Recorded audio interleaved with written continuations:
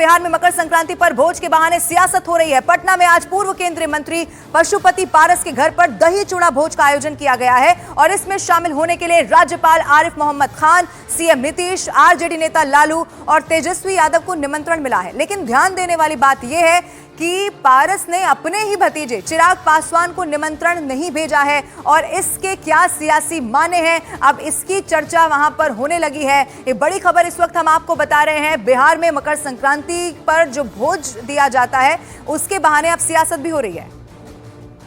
बिहार में मकर संक्रांति पर भोज के बहाने सियासत जारी है। हालांकि आपको ये बता दें, बिहार में दही चूड़ा के सियासी भोज का इतिहास रहा है, लेकिन इस बार की अगर बात की जाए तो 2 दिन पहले ही डिप्टी सीएम विजय सिन्हा ने अपने आवास पर इसका आयोजन किया था और इसी के बाद कल बीजेपी दफ्तर में एनडीए के नेता जुटे थे। फिर कल शाम को ही लालू के घर पर भी पार्टी कार्यकर्ताओं का जुटान हुआ था। ये अलग अलग 3 तस्वीरें इस वक्त आपके टीवी स्क्रीन पर हम आपको दिखा रहे हैं। डिप्टी सीएम के घर पर ये दही चूड़ा जो भोज है वो रखा गया 13 जनवरी और फिर उसके बाद 2 तस्वीरें कल की।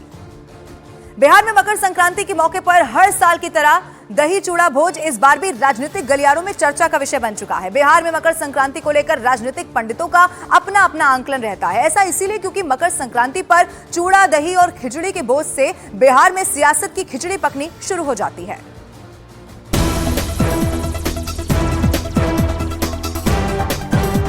ये तस्वीरें हैं पटना के 10 सर्कुलर रोड के बंगले की, जहां लालू यादव और राबड़ी देवी रहते हैं। मंगलवार का मौका था मकर संक्रांति का। लालू प्रसाद यादव ने दही चूड़ा भोज का आयोजन किया था। नीतीश पर लालू के ताजा बयान के बाद यहां अजीब सी हलचल थी और इस हलचल को तेज कर दिया लालू की बेटी मीसा यादव के बयान ने। पिछले आप देखें कुछ समय से तो बहुत तरह की घटनाएं घटी है, बहुत सारी चीजें अंदर अंदर चल रही है। अब ऊपर क्या निकल के आता है तो थोड़ा इंतजार करना पड़ेगा। आपने कहा अंदर अंदर कुछ चल रहा है, तो मतलब कुछ न कुछ चल रहा है। बिल्कुल कुछ न कुछ चल रहा है।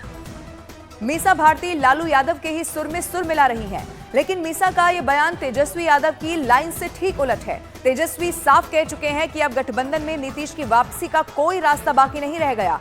लालू के बड़े बेटे तेज प्रताप यादव भी इसी लाइन को पकड़े हुए हैं।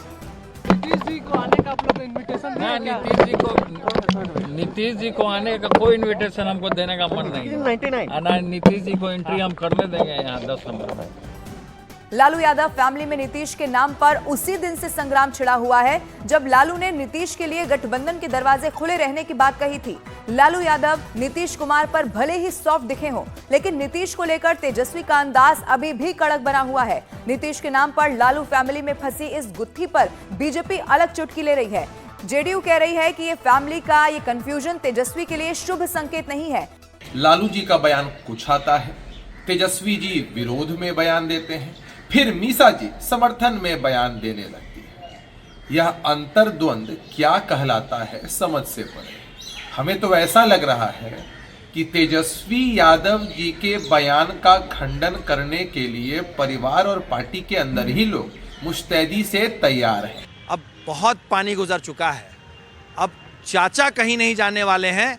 अब असलियत में बिहार की जनता आप लोगों को इशारा कर रही है कि राजनीतिक रूप से आप बिहार को छोड़ दें।